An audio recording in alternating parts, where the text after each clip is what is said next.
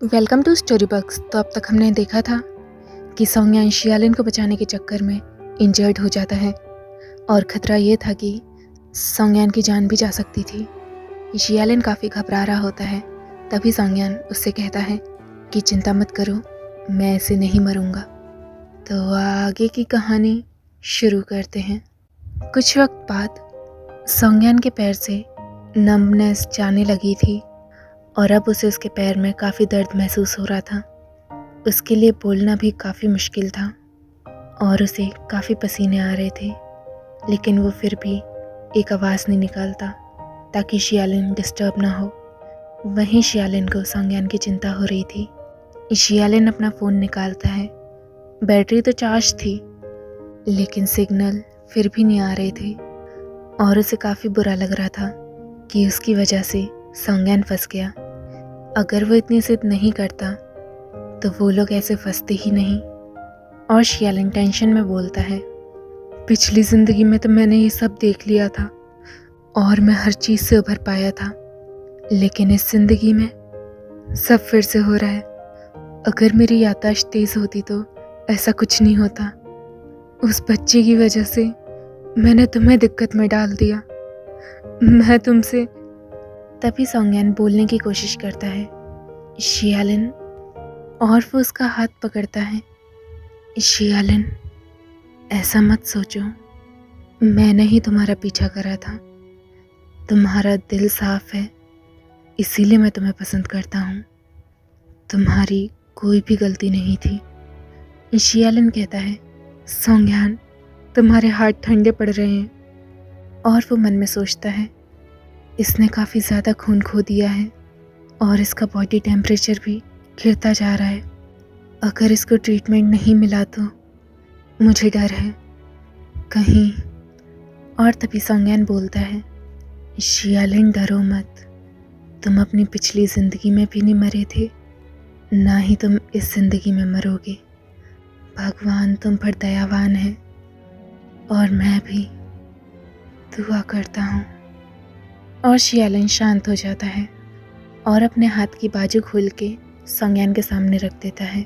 सोंगयान, सोना नहीं है, तुम काफ़ी ज़्यादा खून खो चुके हो।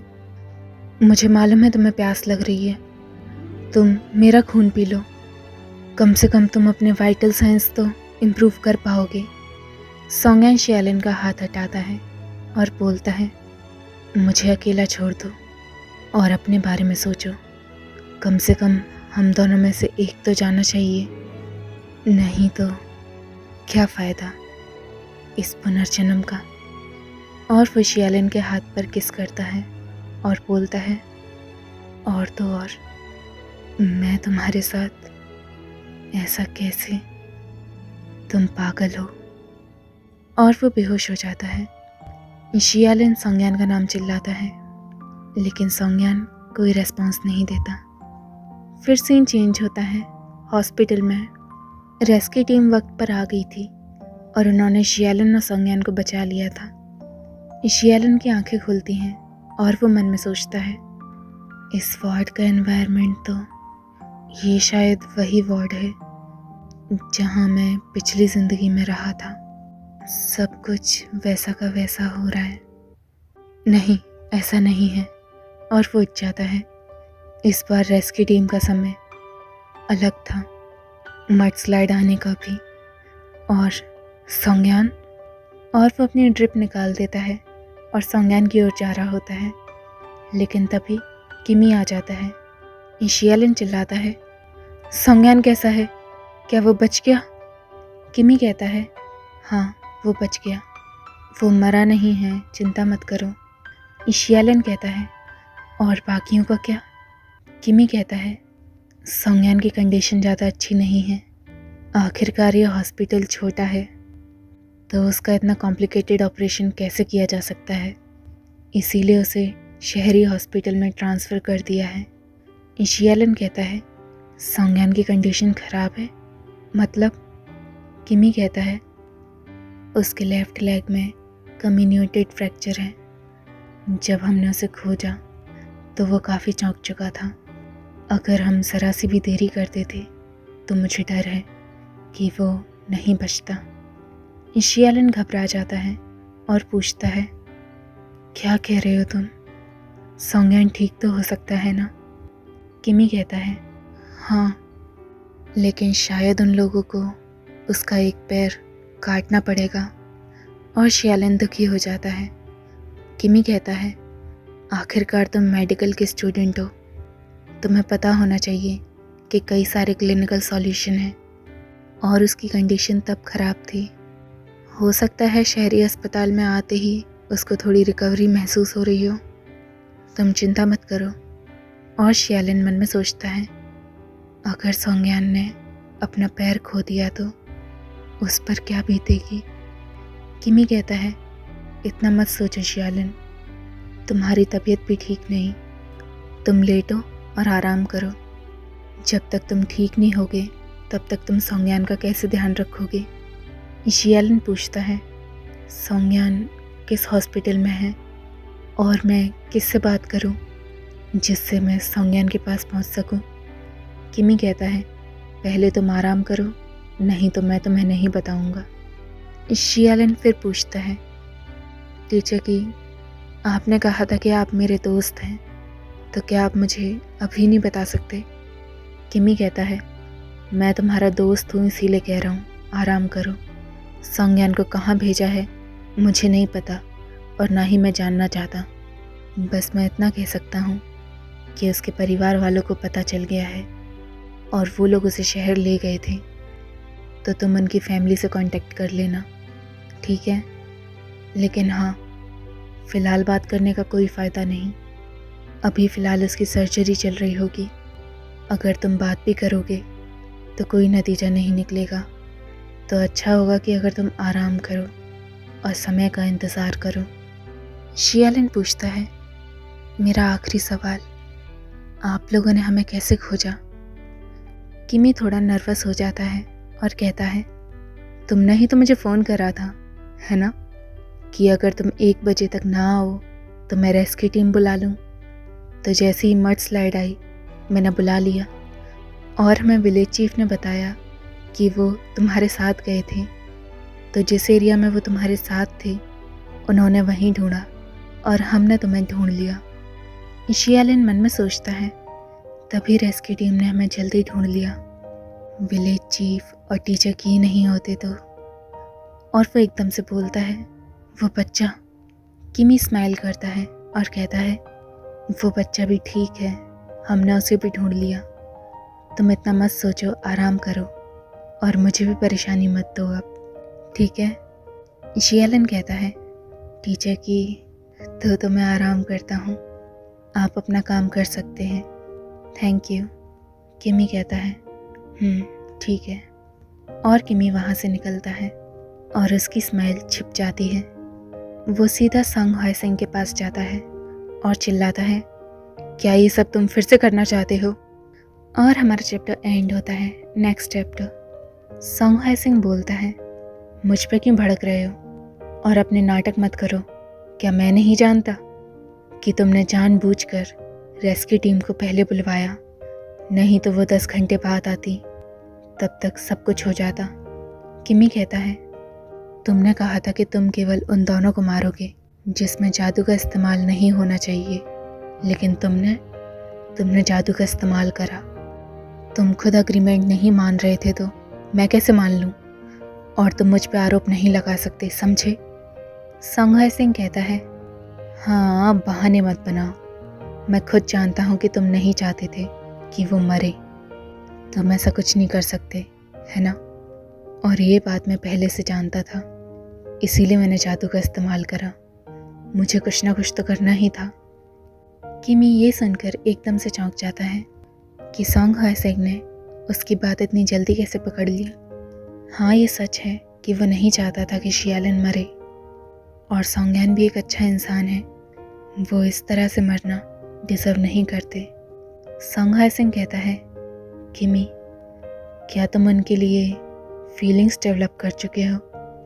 किमी संग हाय सिंह की ओर देखता है और वो थोड़ा कंफ्यूज था। संग हाय सिंह कहता है, आखिरकार तुम अर्थ पर बिलोंग नहीं करते। जब तुम इधर आए तो तुमने मुझसे कहा कि तुम यहाँ के लोगों को एक्सपीरियंस करना चाहते हो, वो भी एक आम इंसान की तरह। मैं शुरू से नहीं चाहता था कि तुम ऐसा करो, लेकिन तुमने मेरी बात नहीं मानी। अब खुद देखो, जितना तुम उनके बीच पड़ोगे उतनी ही समस्याएं उत्पन्न करोगे। और अब देखो, तुम अपने मिशन के बीच में सबसे ऊपर अपनी फीलिंग्स को रखते हो, और जिस तरह से तुम मुझसे सवाल कर रहे हो, क्या तुम्हें नहीं लगता हम साथ होकर भी अलग हैं? क्या हम ऐसे मकसद कभी हासिल कर पाएंगे? सोचो तुम खुद ही। और किमी कुछ नहीं कह पाता। फिर 5 दिन बाद संज्ञान की आंखें खुलती हैं और वो अपने आगे सबसे पहले शियालिन को देखता है, जो कि थक के सो गया था। संज्ञान शियालिन को छूना चाहता था, लेकिन वो फिर से अपने आप को रोक लेता है और मन में सोचता है, मैंने सोचा नहीं था कि मैं बच पाऊंगा, लेकिन क्या फ़ायदा। मेरी फ़िज़िकल कंडीशन अच्छी नहीं है, मेरे एक पैर ने काम करना बंद कर दिया है। मैं अब शियालिन के लायक नहीं रहा, ना ही उसकी ज़िंदगी में वो खुशियाँ ला सकता जो वो डिज़र्व करता है। और संज्ञान काफ़ी दुखी था। शियालिन की आंखें बीच में खुलती हैं और वो बोलता है, संज्ञान तुम उठ गए, कब उठे तुम? संज्ञान कुछ कह नहीं सकता था क्योंकि उसकी रिकवरी इतनी अच्छी नहीं थी। शियालिन कहता है, संज्ञान मैं अभी डॉक्टर को लाता हूँ। और फिर डॉक्टर आ जाते हैं और संज्ञान का चेकअप कर रहे होते हैं। फिर वो स्माइल करके बोलते हैं, फ़िलहाल तो संज्ञान के सारे इंडिकेटर्स प्रॉपरली वर्क कर रहे हैं। अगला स्टेप ये है कि हम ये देखेंगे कि पेशेंट किस तरह से रिकवर कर रहा है। मिसेस सॉन्ग बोलती हैं, लेकिन उसका पैर।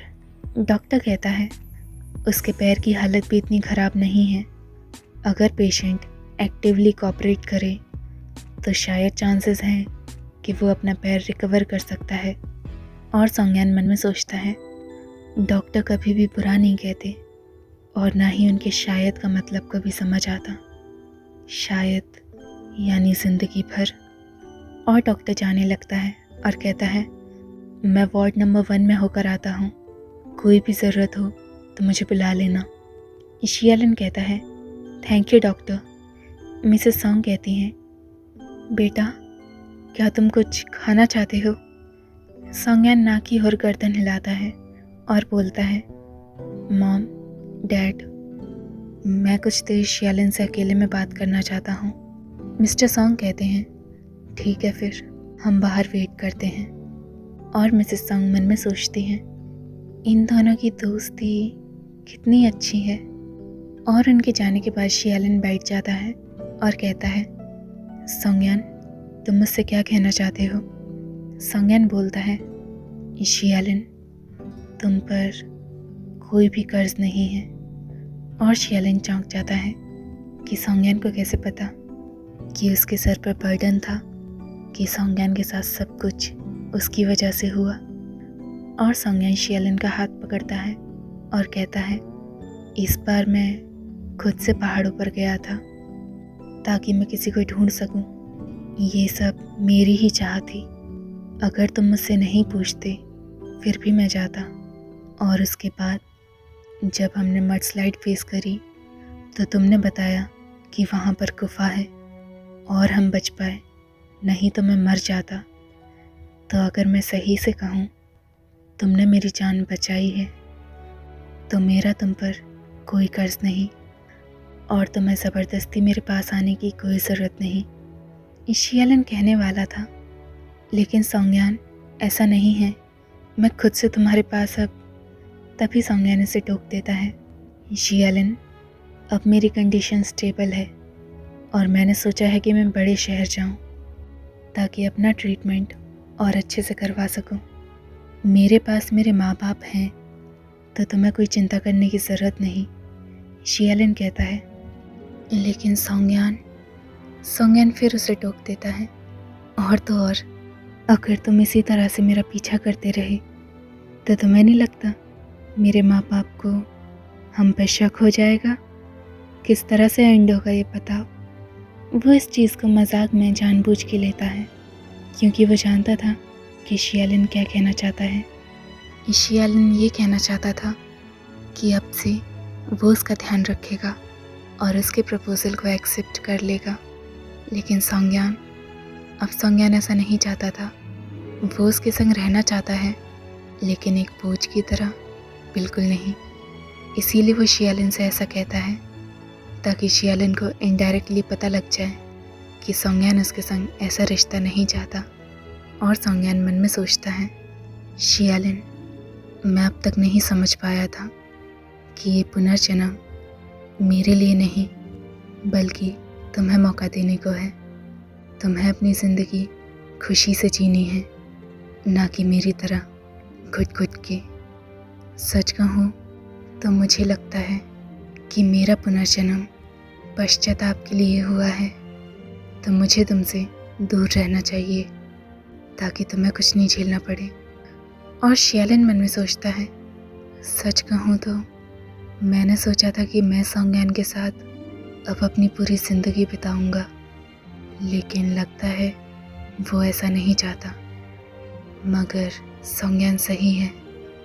अगर मैं हमेशा उसके संग रहूँगा तो सबको शक होगा और अंत में हमारा रिश्ता कहाँ जाएगा, कौन मानेगा। और शियालिन उठता है और कहता है, ठीक है, तुम आराम करो और मुझे अपनी रिकवरी के बारे में बताते रहना। सॉन्गयान कहता है, चिंता मत करो, चिंता मत करो। और फिर 1 महीने बाद सॉन्गयान अपने पैर के संग प्रैक्टिस कर रहा होता है और मन में सोचता है, ये तो अच्छा है कि इसे काटना नहीं पड़ा, लेकिन मेरा पैर कभी ठीक नहीं होगा। तभी एक सर्वेंट आता है, यंग मास्टर, आपको कुछ चाहिए? सॉन्गयान वो सॉन्ग हाय सिंह की पेंटिंग निकालता है जो कि सॉन्गयान ने खुद बनाई थी। सर्वेंट बोलता है, यंग मास्टर, क्या आप इसके बारे में? सॉन्गयान कहता है, जाओ और ज़िलिन विलेज के चीफ से पूछो कि क्या ये इंसान है जो उस बच्चे को वापस लाया था। क्या वो इंसान ज़रा भी इस पेंटिंग से मैच खा रहा है? सर्वेंट कहता है, क्या आपको अंडरकवर इन्वेस्टिगेशन चाहिए?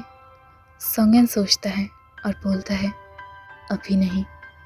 और हमारा चैप्टर एंड होता है। आगे जानने के लिए देखते रहिए स्टोरी बग्स।